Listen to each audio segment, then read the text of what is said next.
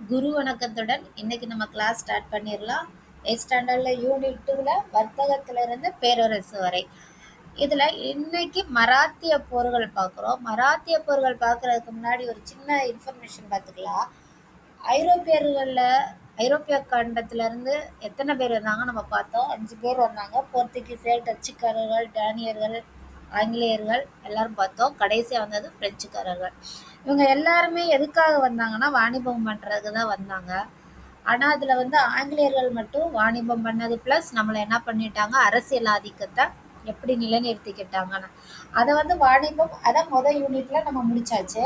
ரெண்டாவது என்ன பண்றாங்க, அரசியல்ல எப்படி ஆதிக்கத்தை பண்ணாங்கன்றத நம்ம ஒவ்வொரு போர் மூலியமா பார்த்துட்டு வந்தோம். அப்படிதானே? பிளாசிட் போர், பக்சார் போர் பார்த்தோம் இல்லையா, மைசூர் போர், கர்நாடக போர், இன்னைக்கு மராத்திய போர். மராத்திய போர்லயுமே நம்ம இன்னைக்கு என்ன பார்க்க போறோம்னா மராத்திய போர்கள் கிடையாது, ஆங்கிலேய மராத்திய போர். மராத்திய போர் தனி, இது ஆங்கிலேய மராத்திய போர்கள். சரி, ஓகே. நீங்க 8th ஸ்டாண்டர்ட்னால இதை படிக்கிறீங்க, ஓகேவா?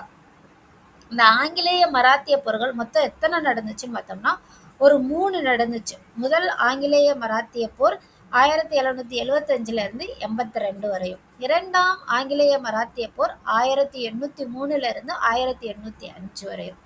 மூன்றாவது ஆங்கிலேய மராத்திய போர் 1817 இருந்து 18, ஒரு வருஷம் தான் நடந்துச்சு. சரி, ஓகே. இதை எதுக்கு நான் சொல்றேன்னா, இந்த இயர் ரொம்ப மஸ்ட். அதுல நமக்கு ஸ்கூல் புக்ல கேட்கலாம், டிஎன்பிசில மேக்சிமம் கேட்பாங்க. இயர்லாம் ரொம்ப இம்பார்ட்டன்ட்டு. ஸோ நோட்ஸ் எடுத்து படிங்க. எப்பயுமே ஒன்று ஸ்டார்ட் பண்ணுறோமா கையில் ஒரு நோட் புக் எடுத்துக்கோங்க. பாயிண்டா நீங்கள் நோட்ஸ் எடுத்து பழகுங்க. நீங்கள் நோட்ஸ் எடுத்து பழகுனீங்கன்னா ஒருத்தவங்க சொல்லித்தரணுன்றதே கிடையாது. திரும்ப நீங்கள் ரீகால் பண்ணும்போது உங்களுக்கு என்ன செய்யும், அண்டர்ஸ்டாண்ட் ஆகும். சரி, ஓகே. இப்ப இந்த போட்டோல இருக்காரு இல்லையா சிவாஜி, சத்ரபதி சிவாஜி, இவர் இல்லாத ஒரு மராத்திய போரே கிடையாது. ஆனா நம்ம இந்த 8th ஸ்டாண்டர்ட்ல நம்ம சிவாஜியை பத்தி படிக்க போறதுக்கல்ல. இனிமே நீங்க வர்ற கிளாஸ்ல மேபி படிக்கலாம் சிவாஜியை பத்தி, நம்ம அதை அப்புறம் பார்க்கலாம். இன்னொரு கிளாஸ் ஏன் நீங்க சிவாஜி போட்டோ, வீர சிவாஜி, சத்ரபதி சிவாஜி அவரையே போட்டிருக்கீங்கன்னா, மராத்தியர்கள்னாலே ஃபர்ஸ்ட் ஞாபகத்துக்கு வர்ற ஒரு பர்சன்னா அது சத்ரபதி சிவாஜி தான். அதுக்காக அவரோட போட்டோ இங்க. சரி, ஓகே. இப்ப ஒரு சின்ன விஷயத்த அண்டர்ஸ்டாண்ட் பண்ணிக்கோங்க. மராத்தியர்கள்னா யாரு, பேஷ்வானா யாரு? மராத்தியர்கள்ல இருக்காங்க இல்லையா, அவங்க தான் ஆட்சி பண்ணிட்டு இருப்பாங்க. அவங்களுக்கு ஒரு அடுத்தபடியா ஒரு இடம் இருக்கும் இல்லையா, மன்னர்னா அவருக்கு கீழே அடுத்த படையா ஒருத்தவங்க இருப்பாங்க இல்லையா, அவங்க தான் முக்கிய பதவியில இருப்பாங்கல்ல மன்னருக்கு அடுத்து. அவங்கள என்ன சொல்லுவாங்கன்னா பேஷ்வாக்கள். சரியா? நல்லா அண்டர்ஸ்டாண்ட் பண்ணிக்கோங்க. இதை வச்சுதான் அடுத்த கிளாஸ் ஸ்டார்ட் ஆகும். அப்ப நீங்க கன்ஃபியூஸ் ஆயிடக்கூடாது. மராத்தியர்கள் சொல்றீங்க, பேஷ்வாக்கள் சொல்றீங்கன்னு அண்டர்ஸ்டாண்ட் பண்ணிக்கோங்க. மராத்தியர்கள் அரசர்கள், அவங்களுக்கு கீழே முக்கிய பதவியில இருப்பாங்க இல்லையா, அவங்க தான் பேஷ்வாக்கள். புரியுதாப்பா?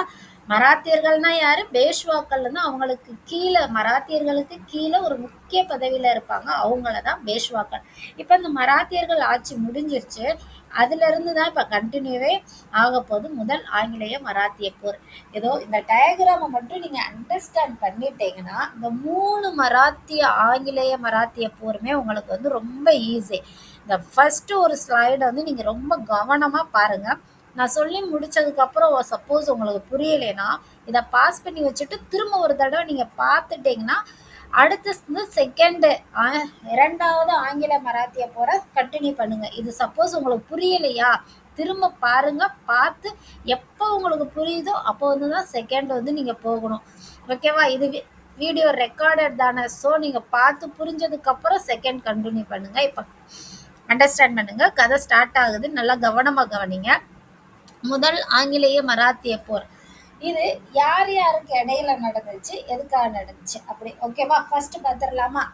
வாங்க பார்க்கலாம். இப்போ முதலாம் மாதவராவ்னு ஒருத்தவர் இருக்காரு. சரியா? ஓகேவா? அவர் தான் மராத்தியர்கள்ல இருந்திருக்காரு. இந்த முதலாம் மாதவராவ் 1772 இறந்து போயிடுறாரு. சரியா? முதலாம் மாதவராவ் எப்ப இறந்துறாரு, இந்த 1772 இறக்குறாரு.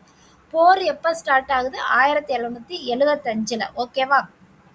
72 இறந்த உடனே இப்போ ஒருத்தவங்க இறந்துட்டாங்கன்னா அவங்களோட என்ன சொல்லல, அவங்களோட போஸ்டிங்க்கு யார் வருவா? அந்த காலத்துல மன்னர்கள் இறந்துட்டாங்கன்னா நம்ம ஏற்கனவே பார்த்தோம் இல்லையா, வாரிசுரிமை சண்டை. அதுல யாரு மூத்த மகனோ அவங்க வருவாங்க. சப்போஸ் மகன் இல்லைன்னா அவங்களோட அண்ணன் தம்பிங்க இருப்பாங்க இல்லையா, அதுல யார் அவங்களுக்கு அடுத்தோ அவங்க தான் வருவாங்க. இதுதான் வந்து ஒரு மன்னரோட பரம்பரையில வர்ற அந்த என்ன சொல்லலாம், மன்னருக்கு அடுத்து அவங்க தான் அப்படின்ற மாதிரி. கரெக்டா? இப்ப முதலாம் மாதவராவ் இறந்து போயிட்டாரு 1772.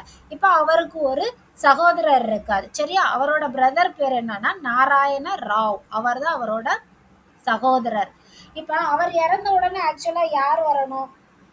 குழந்தைங்க இல்ல. குழந்தைங்க இல்லைன்னா யார் வரணும்? அவங்களோட சகோதரர் வர்றாங்க. இதுல எதுவும் தப்பு இருக்கா? இல்லவே இல்ல. அப்படிதானே? கரெக்டா? முதலாம் மாதவராவ் இறந்துடுறாரு. அவங்க இல்ல.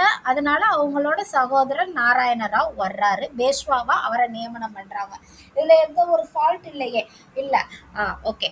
இப்ப அவருக்கு வந்து அவங்களுக்கு வந்து மனைவி இருக்காங்க. மனைவி பேரு கங்காபாய். ஒரே ஒரு குழந்தை இருக்கு. அது பேரு இரண்டாம் மாதவராவ். இந்த டயக்ராம் நல்லா அண்டர்ஸ்டாண்ட் பண்ணிக்கோங்க. முதலாம் மாதவராவோட தம்பி நாராயண ராவ், அவரோட பையன் பேரு தான் இரண்டாம் மாதவராவ். முதலாம் மாதவராவுக்கு கிடையாது குழந்தை. நாராயண ராவோட பையன் தான் இரண்டாம் மாதவராவ். புரிஞ்சிருச்சா? இந்த டயக்ராம் பார்த்துக்கோங்க, அண்டர்ஸ்டாண்ட் பண்ணுங்க. சரியா? இப்ப நாராயண ராவ் வந்து பிரதர் தானே. அவரை பேஷ்வாவை நியமிச்சது வந்து ரகுநாதர் ராவ்ன்றவருக்கு என்ன செய்யல, பிடிக்கல. ஆனா இந்த ரகுநாதர் ராவ் யாருன்னா அவர் தான் இந்த முதலாம் மாதவ ராவ் இறந்ததுக்கு அப்புறம் இந்த ரகுநாத ராவ் தான் என்ன பேஷ்வாவா வரணும்னு என்ன செஞ்சுக்கிட்டாரு, நினைச்சு ஆசைப்பட்டுக்கிட்டு இருக்காரு. ஆனா நடந்தது என்ன? நாராயண ராவ் வந்து அரியணையில பேஷ்வாவா நியமனம் ஆயிட்டாரு. இத பார்த்த ரகுநாத ராவுக்கு என்ன ஆயிருது, நாராயண ராவை போட்டு தள்ளிடுறாரு, கொலை செய்யறாரு. யாரு? ரகுநாத ராவ். புரியுதா உங்களுக்கு? கான்செப்ட் என்னன்னு புரியுதா? அண்ணன் இல்ல, அண்ணனுக்கு அடுத்து தம்பி வர்றாரு. தம்பி வர்றது பிடிக்கலன்னு கூடவே இருக்க ஒரு ஆள் என்ன பண்றாரு, அந்த தம்பிக்காரரை போட்டுறாரு, கொலை பண்ணிடுறாரு. இதுதான் கான்செப்ட். புரிஞ்சிருச்சுல? அண்ணனோட தம்பி வர்றாரு, தம்பி வர்றது பிடிக்கலன்னு கூட இருக்கிற ஒருத்தவங்க வந்து அவங்கள கொலை பண்ணிட்டு அவங்க அரியணைக்கு வரணும் ஆசைப்படுறாங்க. அதுதான் ரகுநாதர் ராவ். அவரை எப்படி சொல்லுவாங்கன்னா ராகோப்பான்னு சொல்லுவாங்க. ராகோப்பா. சரியா? ஓகேவா? நாராயண ராவை கொலை பண்ணிட்டாங்க. இப்ப நாராயண ராவை கொலை பண்ண உடனே இந்த இடத்துலதான் என்ன செய்யுது, முதல் ஆங்கிலேய மராத்திய போர் நடக்குது. இப்ப நாராயண ராவ் இல்ல. அந்த இரண்டாம் மாதவராவ் வந்து ரொம்ப குட்டி குழந்தை. அவர் வந்து ஒரு ரொம்ப என்ன சொல்லலாம், குட்டி பாப்பான்னு சொல்லலாம், குட்டி குழந்தை. அவர் எப்படி அரியணையில அமர்த்த முடியாது. அதனால என்ன பண்றாரு, ரகுநாத ராவ் இவரை போட்டு தள்ளிட்டோம்னா நம்ம போயிடலான்ற ஒரு ஐடியால அவரை கொலை செஞ்சுட்டாரு. ஆனா எப்பயுமே ஒரு விஷயம் பாருங்களேன், ஒரு அரசர் இருந்தாருன்னா அவருக்கு நம்பிக்கைக்குரிய ஒரு அமைச்சரோ யாரோ ஒருத்தவங்க இருப்பாங்க இல்லையா, அவங்களுக்கு பேக் போனா இருப்பாங்களா, அந்த மாதிரி நாராயண ராவுக்கு வந்து யார் இருந்தாங்கன்னா நானா பட்னாவிஸ்ன்றவர் இருந்தாரு. அவரோட மூத்த அமைச்சரா என்ன இருந்தாரு. அவர் வந்து என்ன சொல்றாரு, இரண்டாம் மாதவராவ் குழந்தையாவே இருந்தாரும் நானா பட்னாவிஸ் தானே மூத்த அமைச்சர், அவருக்கு பின்னாடி இருந்து பேக் போனா இருந்து ஆட்சி பண்ணலாம் இல்லையா அப்படின்னு சொல்லி ஸ்டார்ட் ஆனதுதான் இந்த முதல் ஆங்கிலேய மராத்திய போர். யாருக்கு? இந்த குழந்தையான இரண்டாம் மாதவராவுக்கோ நம்ம ரகுநாத ராவ் யாரு அவர் கொலை பண்ணாரு இல்லையா அவங்களுக்கு, இவங்க ரெண்டு பேத்துக்கு இடையில தான் இப்ப யாரு வந்து இந்த பேஷ்வாவா நியமனம் ஆகுறன்றக்குரிய சண்டை வருது. இதுல ஆங்கிலேயர் வந்து யாருக்கு வழக்கம் போல ஆங்கிலேயர்கள் வந்துருவாங்க யாருக்காவது ஒருத்தருக்கு சப்போர்ட் பண்ணா, ஏன்னா அதுல இருந்து ஒரு ஆதாயம் கிடைக்கும் அவங்களுக்கு. அதே போல இங்கேயும் வந்துடுறாங்க. இங்க யாருக்கு சப்போர்ட் பண்றாங்கன்னா ரகுநாத ராவுக்கு சப்போர்ட் பண்றாங்க, இந்த கொலை பண்ணாரு இல்லையா அவருக்கு. இந்த பக்கம் அந்த குழந்தைக்கு யாரு சப்போர்ட்டா இருக்காருன்னா நானா பட்னாவிஸ் சப்போர்ட்டா இருக்காங்க. இப்ப முதல் ஆங்கிலேய மராத்திய போர் ஸ்டார்ட் ஆயிருச்சு. இவங்க ரெண்டு பேருக்கு நடுவுல ஸ்டார்ட் பண்ணியாச்சு. ஓகேவா? இப்ப இந்த கான்செப்ட் உங்களுக்கு கிளியரா புரியுதுல? ஒருத்தவர் இருக்காரு, அவர் முதலாம் மாதவராவ், அவங்களோட தம்பி வந்து நாராயண ராவ், அவர் வந்து அரியணையில இருக்காரு பேஷ்வாவா. அவர் இறந்ததுக்கு அப்புறம் நியமனம் பண்றாங்க. அவருக்கு ஒரு குட்டி குழந்தை இருக்கு, அது பேரு இரண்டாம் மாதவராவ். இவர் நாராயண ராவ் வந்தது பிடிக்கலன்னு கூடயே இருக்க ரகுநாத ராவ் அவரை வந்து கொலை செஞ்சிடறாரு. கொலை செஞ்சுட்டு அந்த இடத்துக்கு தாவரணும்னு நினைக்கிறாரு. ஆனா அங்க இருக்க மூத்த அமைச்சர் என்ன பண்றாரு, மன்னனோட மகன் தான் அந்த அரியணையில அமரணும் பேஷ்வாவான்னு சொல்லி போர் பண்ண ஆரம்பிக்கிறாரு. அந்த அமைச்சர் பேர் என்னன்னா நானா பட்னாவிஸ். ஓகேவா? இதுவரையும் புரிஞ்சிருச்சா? சரி, ஓகே. இப்ப அடுத்து போலாம். இப்ப வந்து என்ன சொல்லிட்டாங்க, நானா பட்னாவிஸ் வந்து நம்மளோட குட்டி குழந்தைக்கு என்ன பண்றாங்க, இரண்டாம் மாதவராவுக்கு சப்போர்ட் பண்ண ஆரம்பிச்சுட்டாங்க. இப்போ போரும் ஸ்டார்ட் ஆயிருச்சு. போர் ஸ்டார்ட் ஆனா நான் என்ன சொல்லிட்டேன், ஆங்கிலேயர்கள் மேபி வெற்றி பெற்றா என்ன பண்ணிடுவாங்க, ஒரு உடன்படிக்கையே போட்டுறாங்க. அதே போல 1775ல சூரத் உடன்படிக்கையே போடுறாங்க. சூரத் உடன்படிக்கை யார் யாருக்கு இடையில நடக்குதுன்னா, இந்த ஆங்கிலேயர்களுக்கும் ரகுநாத ராவ், அவங்க 2 பேர் தானே, ரகுநாத ராவுக்கு ஆங்கிலேயர்கள் தானே சப்போர்ட் பண்ணாங்க. அவங்கள்ட்ட போய் ரகுநாத ராவ் வந்து நான் தான் என்ன பண்ணுவேன், பேஷ்வாவா நியமனம் பண்ணணும்னு சொல்லிட்டாங்க. ஆனா பிரிட்டிஷ் கவுன்சில் வந்து அதை ஏற்கலை. ஏன் ஏற்கலைன்னா, இந்த ரகுநாத ராவ் போய் இந்த சூரத் உடன்படிக்கை பண்றதுக்கு முன்னாடியே போய் நானா பட்னாவிஸ் சொல்லிடுவாரு, இந்த இரண்டாம் மாதவராவ் தான் அரியணையில வாரிசின் அடிப்படையில யார் அமரணும், இரண்டாம் மாதவராவ் தான் அமரணும் அப்படி சொல்லி பேச ஆரம்பிச்சிருவாரு. அதனால அந்த பிரிட்டிஷ் கவுன்சில் என்ன பண்ணிரும், இதை வந்து ரிஜெக்ட் பண்ணிடுவாங்க. இல்ல ரகுநாத ராவ் கிடையாது, அதுக்கு பதிலாக இரண்டாம் மாதவராவை தான் அரியணையில அமர்த்தணும் அப்படி சொல்லிடுவாங்க. சரி, அதனால அது கேன்சல் ஆனதுனால 1776ல இன்னொரு உடன்படிக்கை போடுறாங்க. அந்த உடன்படிக்கையோட பேர் என்னன்னா புரந்தர் உடன்படிக்கை. எந்த வருஷம், 1776ல புரந்தர் உடன்படிக்கை போடுறாங்க.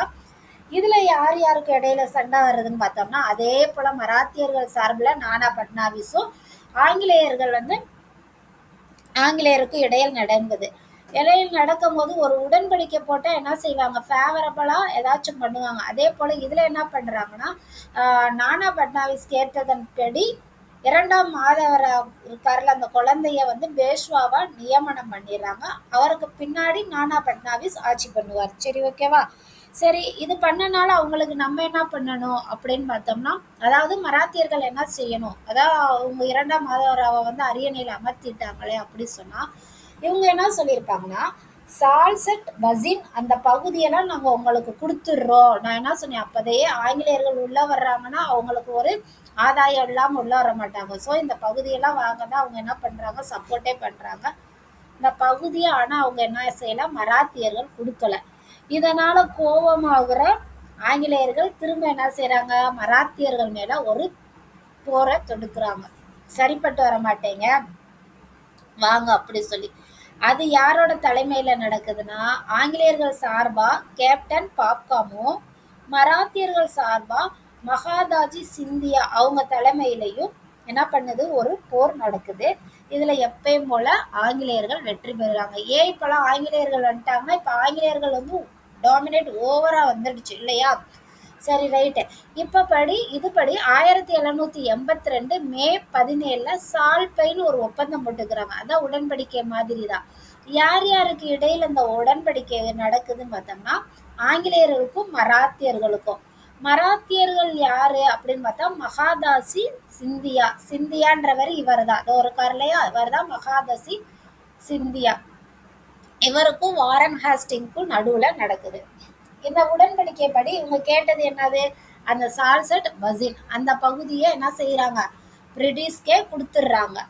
சால்வை ஒப்பந்தம் பண்ணனால பிரிட்டிஷ் செல்வாக்கு, அதாவது ஆங்கிலேயர் செல்வாக்கு இன்னும் கொஞ்சம் இந்தியாவில் என்ன செஞ்சிருச்சு, மேல ஓடிடுச்சு. இதனால 2 பேருக்கும், ஆங்கிலேயர்களுக்கும் மராத்தியர்களுக்கும் என்ன சொல்றாங்க, ஒரு 20 ஆண்டு காலம் 2 பேருமே என்ன செஞ்சிடறாங்க, அமைதியா இருக்காங்க. அவங்க தான் ஒப்பந்தத்துல அவங்க கேட்டதெல்லாம் கொடுத்துட்டாங்கல்ல. ஸோ அமைதியா இருக்காங்க. எத்தனை வருஷம்னா 20 ஆண்டு காலம் அமைதியா இருக்காங்க. இதோட என்ன பண்றாங்க, முதல் ஆங்கிலேய மராத்திய போர் முடிவுக்கு வந்துருச்சு. ஸோ முதல் மராத்திய போர் எப்ப, இந்த சால்பை ஒப்பந்தத்தோட முடிவுக்கு வந்துருச்சு. ஓகேவா? அண்டர்ஸ்டாண்ட் பண்ணிட்டீங்களா? சரி, இப்ப இரண்டாம் ஆங்கிலேய மராத்திய போர் ஸ்டார்ட் பண்ணிடலாமா, இல்லை கொஞ்சம் உங்களுக்கு டைம் வேணுமா? ஓகே, இது ரெக்கார்டட் வீடியோனால உங்களுக்கு இப்போ கொஞ்சம் ஸ்டார்ட் பண்ணிட்டு, இல்லை எனக்கு கொஞ்சம் புரியலைன்னா பாஸ் பண்ணிட்டு திரும்ப முதல் மராத்திய போற திரும்பியும் அந்த அந்த ஒரு டயக்ராமை நல்லா அண்டர்ஸ்டாண்ட் பண்ணிட்டு வந்துட்டீங்கனாலே இந்த இதெல்லாம் உங்களுக்கு வந்து ஈஸியா புரிஞ்சிடும். ஓகேவா? இப்போ நம்ம கிளாஸ் கண்டினியூ பண்ணி பார்க்குறவங்களுக்கு பாருங்க கண்டினியூஸா.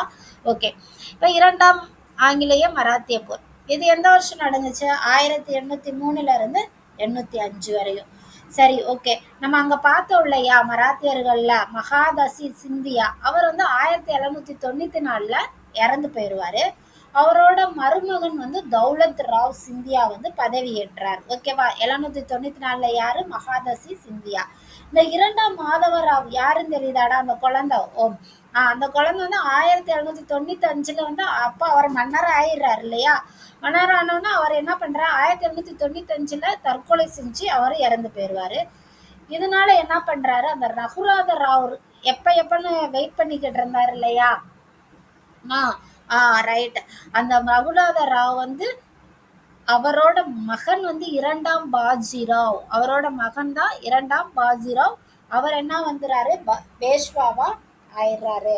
முதலாம் மாதவராவ் அவரோட தம்பி நாராயண ராவை போட்டு தள்ளினவர் தான் இந்த ரகுநாத ராவ். அவரோட மகன் தான் இரண்டாம் பாஜிராவ். அவரை வந்து இப்ப யாரும் இல்லாதனால பேஷ்வா ஆயிட்டாரு. ஸோ ஒரு விஷயம் செய்யறது யார் நடந்தா? ரகுநாத ராவ் வந்து பேஷ்வாவை ஆகணும்னு நினைச்சு ஒரு கொலை பண்றாரு. ஆனா அது அப்ப நடக்கல. இப்ப அவரோட மகன் வந்து என்ன பண்றாரு? இரண்டாம் பாஜிராவ் பேஷ்வாவா ஆகுறாரு. சரி, ஓகே. இரண்டாம் பாஜிராவ் பேஷ்வா ஆயிட்டாரு. ஏன் இரண்டாம் ஆங்கிலேய மராத்திய போர் வந்துச்சு? அதான் ஒரு 20 வருஷம் அமைதியா தானே இருந்தாங்க. இப்ப ஏன் உங்களுக்குள்ள சண்டை வந்துச்சு? ஏன் போர் வந்துச்சு அப்படின்னு பார்த்தோம்னா, இந்த 1798ல வெல்லஸ்லி பிரபுன்னு ஒருத்தவர் துணைப்படை திட்டத்தை 1798ல கொண்டு வந்திருப்பாரு. அதை என்ன பண்ணுவாரு? எல்லாருமே ஏத்துக்கணும்னு வந்து என்ன சொல்லிடுவாரு. எல்லாரும் ஏத்துக்கணும். மராத்தியர்களுக்கு மட்டும் கிடையாது, எல்லாருமே ஏத்துக்கோங்க அப்படி சொல்லப்ப என்ன ஆகும்னா, இரண்டாம் பாஜிராவ் அக்செப்ட் பண்ண மாட்டார். இல்ல, என்னாலலாம் முடியாது அப்படின்னு. உடனேலாம் இவர் வந்து சண்டைக்கு போயிருக்க மாட்டார். அவர் எப்ப கொண்டு வந்தாரு? 98ல அவர் அக்செப்ட் பண்ணிக்கல. நானும் அக்செப்ட் பண்ணிக்க மாட்டேன். துணைப்பட திட்டம்ன்றத நீங்க அடுத்த கிளாஸ்ல வந்து நம்ம பார்க்கலாம். அடுத்து வர்ற கிளாஸ்ல அது வந்து நம்ம எப்படின்னா, மன்னர்கள் வந்து அவங்கள்ட்ட இருக்க படையெல்லாம் வேணான்னு சொல்லிட்டு ஆங்கிலேயர்கள் படையை வந்து அக்செப்ட் பண்ணிக்கிற மாதிரி அது ஒரு கான்செப்ட். அதை பார்க்கலாம். அவர் வந்து அந்த துணைப்படை திட்டத்தை வந்து 1798ல கொண்டு வந்துட்டாரு. அதெல்லாம் என்னால அக்செப்ட் பண்ண முடியாதுன்னு இரண்டாம் பாஜிராவ் ரிஜெக்ட் பண்ணிடுறாரு. அதுவரையும் ஆங்கிலேயர்கள் போர் தொடுக்கலை. ஏன்னா 1800ல தான் அந்த நானா பட்னாவிஸ் வந்து இறக்குறாங்க, மரணம் அடைகிறாங்க. யாருன்னு தெரியுதா? 1800 நானா பட்னாவிஸ் யாருக்கு? இரண்டாம் மாதராவுக்கு சப்போர்ட்டா நிப்பார் இல்லையா மராத்தியர்கள்ல, அவர் தான் நானா பட்னாவிஸ். இவர் இருக்கிற வரையுமே ஆங்கிலேயர்கள் வந்து என்ன செஞ்சிருக்காங்க? கமுக்கமா அமைதியா இருந்திருக்காங்க. அவர் இறந்த உடனே இரண்டாம் ஆங்கிலேய மராத்திய போர் ஸ்டார்ட் ஆயிருச்சு. இரண்டாம் பாஜிராவுக்கும் ஆங்கிலேயர்களுக்கும் என்ன செஞ்சிருச்சு? ஸ்டார்ட் ஆயிருச்சு. இரண்டாம் பாஜிராவ் வந்து என்ன எதனால பண்ணாருன்னா, இல்ல துணைப்படை திட்டத்தை என்னால அக்செப்ட் பண்ண முடியாது, இதான் ரீசன், பண்ண மாட்டேன். அதனால ஆங்கிலேயர்கள் வந்து நீ பண்ணிதான் ஆகணும் அப்படின்றதுக்காக போர் தொடுக்கிறாங்க. இதுல அந்த ஜஸ்வந்த் ராவ் ஹோல்கர்ன்றவரும் ஆங்கிலேயருக்கு சப்போர்ட் பண்றாரு. ஓகேவா? அவர் ஒரு மராத்தியர் தான், ஆனாலும் என்ன பண்றாரு? ஆங்கிலேயர்களுக்கு சப்போர்ட் பண்றாரு. சரி, ரைட். எப்பயும் போல என்ன பண்ணுவாங்க? ஆங்கிலேயர்கள் தான் ஜெயிப்பாங்க. ஜெயிச்ச உடனே 1802ல ஒரு பஸ்ஸின் ஒரு உடன்படிக்கை போடுறாங்க. என்ன உடன்படிக்கை? பஸ்ஸின் உடன்படிக்கை. இதன் மூலம் என்ன பண்றாங்க? துணைப்பட திட்டத்தை ஏற்றுக்கொள்ளப்பட்டது. யாரு? இரண்டாம் பாஜிராவ் துணைப்படை திட்டத்தை ஏற்றுக்கிட்டாரு. எந்த உடன்படிக்கைன்னு கேட்பாங்க. 1802 பஸ்ஸின் உடன்படிக்கை மூலமா ஏத்துக்கிட்டாங்க. அடுத்து என்னன்னா, அதே போல போன்ஸ்லேன்ற மராத்திய மன்னர் இருப்பார் இல்லையா? அவர் என்ன பண்றாங்கன்னா, பேஷ்வா மன்னர்கள் நீங்க சொல்லக்கூடாது, பேஷ்வா, சரியா? போன்ஸ்லே வந்து இல்ல என்னாலையுமே என்ன சொல்லுது, இரண்டாம் பாஜிராவ் ஏத்துக்கிட்டாருன்னா நானும் ஏத்துக்கணுமா? அதெல்லாம் என்னால முடியாது, நானா ஏத்துக்க முடியாது துணைப்படை திட்டத்தை சொல்றாரு. சரி, அப்படியாப்பா, நீ ஏத்துக்க மாட்டியா? சரிவா, நான் ஓ கூடயும் என்ன பண்றேன்? போர் தொடுக்க தயாரா இருக்கேன்னு போன்ஸ்லேயோடையும் ஆங்கிலேயர்கள் என்ன செய்ய ஆரம்பிச்சிருவாங்க? போர் தொடுக்க ஆரம்பிச்சிருவாங்க. எப்பயும் போல என்ன பண்ணுவாங்க? ஆங்கிலேயர்கள் ஜெயிச்சிருவாங்க, போன்ஸ்லே தோற்றுருவாரு. ஸோ அப்ப அவங்களுக்கு ஒரு ஒப்பந்தம் போடுவாங்க 1803ல, தியோகான் உடன்படிக்கை. அதை போட்டு என்ன பண்ணுவாங்க? துணைப்படை திட்டத்தை அக்செப்ட் பண்ணிக்குவாங்க. அதே போல சிந்தியான்றவர் என்ன பண்ணுவாரு? நான் அதெல்லாம் ஏத்துக்க மாட்டேன், துணைப்படை திட்டத்தெல்லாம் நான் அக்செப்ட் பண்ண மாட்டேன்னா, ஓ அப்படியா, சரி வா, நான் ஓ கூட என்ன பண்றேன்? போர் பண்றேன் வா அப்படி சொல்லிட்டு போர் பண்ணா அதுலயும் ஆங்கிலேயர் ஜெயிச்சிடாங்க. ஸோ அவருக்கும் 1803ல சுர்ஜி அர்ஜுகான் உடன்படிக்கை மூலமா என்ன பண்றாங்க? துணைப்பட திட்டத்தை அக்செப்ட் பண்ணி தான் ஆகணும் அப்படின்னு சொல்லிடுறாங்க. கடைசி 1805ல் ராஜ்காட் உடன்படிக்கைன்னு போட்டு நீங்கள் எல்லாருமே துணைப்பட திட்டத்தை அக்செப்ட் பண்ணி தாண்டா ஆகணும், அதான் உங்களுக்கு பிடிச்ச விதி அப்படி சொல்லி முடிச்சு விட்டுறாங்க. துணைப்பட திட்டத்தை எல்லாரும் ஏற்றுதான் ஆகணும், ஏற்றுக்கணுன்ற மாதிரி முடிவு கொண்டு வரப்பட்டது. இதோட இரண்டாம் ஆங்கிலேய மராத்திய போர் முடிவுக்கு வந்தது. எதோட எல்லாருமே துணைப்பட திட்டத்தை அக்செப்ட் பண்ணணுன்ற ஒரு கான்செப்டோட முடிஞ்சிச்சு இரண்டாம் ஆங்கிலேய மராத்திய போர். சரி, ஓகே. இப்போ அடுத்து என்ன ஸ்டார்ட் பண்ண போகிறோம்? மூன்றாவது ஆங்கிலேய மராத்திய போர். இது வந்து கொஞ்சம் சின்னதாக நம்ம ஈஸியாக படிச்சிடலாம், முடிஞ்சிடும், அவ்வளோதான். இதுக்கான காரணம் என்னன்னா, எப்படியாவது நம்ம விட்ட இடத்த மீட்ற முடியுமா அப்படின்னு மராத்தியர்கள் கடைசி ஒரு முயற்சி பண்ணுவாங்க இல்லையா, அந்த முயற்சி தான் இறுதி போர். மூன்றாவது ஆங்கிலேய மராத்திய போர் 1817 18 வரையும் நடந்துச்சு. ரைட்டு. யார் யாருக்கு இடையே நடந்துச்சுன்னா, எப்பயும் போல யார் யாருக்கு இடையே? ஆங்கிலேயர்களுக்கும் மராத்தியர்களுக்கும் இடையே. ஆங்கிலேயருக்கு எதிராக யார் யார் செயல்பட்டா நம்ம பார்த்துக்கிட்டே வர்றோம். இரண்டாம் பாஜிராவ், போன்ஸ்லே, மல்கர் ராவ் கோல்கர், இவங்க 3 பேர்த்திட்ட இருந்து தானே இவர் உடன்படிக்கையை போட்டு இடத்த முடிஞ்சினார். S, correct. அவங்க தான் இவங்க இரண்டாம் பாஜிராவ், போன்ஸ்லே அண்ட் மல்கர் ராவ் கோல்கர். இதில் எப்பயும் போல யார் ஜெயிப்பா? ஆங்கிலேயர்கள். கரெக்டு. அவ்வளோதான். இந்த பேர் படிக்கணும், கான்செப்டை புரிஞ்சுக்கணும், முடிஞ்சுக்கிச்சா அவ்வளோதான். நம்ம என்ன செஞ்சிடலாம், ஈஸியாக படிச்சிடலாம். சரி, ரைட். ஆங்கிலேயர் வெற்றி பெற்றாங்க, போர் முடிஞ்சிருச்சா? முடிஞ்சிருச்சு. முடிஞ்சிட்டு அதுக்கு அடுத்து என்ன பண்ணுவாங்க? எப்பயும் போல ஒரு உடன்படிக்கை, இல்லைன்னா என்ன செய்வாங்க, சமரச முயற்சி, ஏதோ ஒன்று. ரைட். அது மூலம் என்ன பண்ணுறாங்கன்னா, மராத்தியர்கள் கூட்டமைப்பாக இருந்தாங்க இல்லையா, இந்த மல்கர் ராவ் கோல்கர், போன்ஸ்லே, இந்த மாதிரி பாஜிராவ், இவங்க எல்லாம் இந்த மராத்திய கூட்டமைப்பே இருக்கக்கூடாது, எல்லாரும் உங்க கட்டத்தை கலைங்கடா, அட்டையை கலைச்சி விடுங்க ஆடுற மாதிரி மராத்திய கூட்டமைப்பை கழிச்சிட்டு, பேஷ்வா பதவி இனிமே, பேஷ்வான்ற பதவியே உங்களுக்கு கிடையாது, பேஷ்வா இனிமே யாருமே கிடையாதுன்றது ஒழிக்கப்பட்டு விட்டது. பேஷ்வா பதவி ஒழிக்கப்பட்டது. இப்ப புரியுதா பேஷ்வானா யாருன்னு? நான் ஏன் எடுத்தோடனே சொன்னேன்னு, மராத்தியர்களோட முக்கிய பதவியில இருக்கவங்க தான் இந்த பேஷ்வா. இந்த பதவியே இனிமே உங்களுக்கு கிடையாதுடா, மராத்தியர்களா இருந்துக்கோங்க, அந்த மாதிரி கொண்டு வந்து நிறுத்திட்டாங்க. சரியா? பேஷ்வா பதவியே இல்லை. பேஷ்வா இரண்டாம் பாஜிராவ் இருக்கால, அவரோட பகுதி நிறைய பகுதியை வந்து பம்பாய் மாகாணத்தோட என்ன செஞ்சுட்டாங்க, இணைச்சிட்டாங்க. ஓகே, இது முடிஞ்சிருச்சா? பாஜிராவோட பெரும்பாலான பகுதியை பிடுங்கி பம்பாயோட மாகாணத்தோட இணைச்சாச்சு. இந்த நாக்பூர் இந்தூர்ன்ற பகுதியெல்லாம் ஆங்கிலேயர் என்ன பண்ணிட்டாங்க, கையகப்படுத்திக்கிட்டாங்க. இந்த நாக்பூர் இந்தூர்ல என்ன அப்படின்னு கேட்டா, இந்த போன்ஸ்லே மல்கர் ராவ் கோல்கர் இருக்காங்களா, அவங்களோட இடம் தான் இந்த நாக்பூர் இந்தூர். அதை முதற்கொண்டு என்ன செஞ்சுட்டாங்க, பிடுங்கியாச்சு, கொண்டாங்கன்னு. கடைசி அதுல என்னன்னு யோசித்து பாருங்களேன். மராத்தியரோட கடைசி பேஷ்வாவான இரண்டாம் பாஜிராவ் இருக்கார் இல்லையா, அவரை என்னவாக்கிட்டாங்க, கடைசி அதான் பேஷ்வா பதவியை என்ன செஞ்சுட்டாங்க, ஒழிச்சுட்டாங்க. இது வந்து இம்பார்ட்டன்ட் கொஸ்டின் கேட்கலாம். கடைசி பேஷ்வா யாருன்னா இரண்டாம் பாஜிராவ். அவருக்கு வருடாந்திரத்திற்கு ஓய்வூதியம் எவ்வளவு கொடுத்திருக்காங்க, 8 லட்சம் ரூபாய் கொடுத்திருக்காங்க.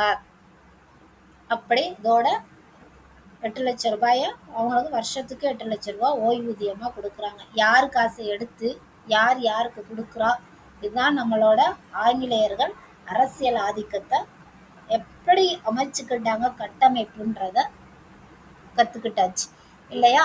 இன்னும் ஒரு கிளாஸ் 2 கிளாஸோட இந்த யூனிட் வந்து கம்ப்ளீட் ஆயிரும். அண்டர்ஸ்டாண்ட் பண்ணி படிங்க, கண்டிப்பாக புரியும். பாருங்க, வீடியோ இன்னொரு தடவை பாருங்க, புரியும், கண்டிப்பாக புரியும். சரி, ஓகே, தேங்க்யூ. நம்ம அடுத்த வீடியோவில் பார்க்கலாம். பாய், தேங்க்யூ.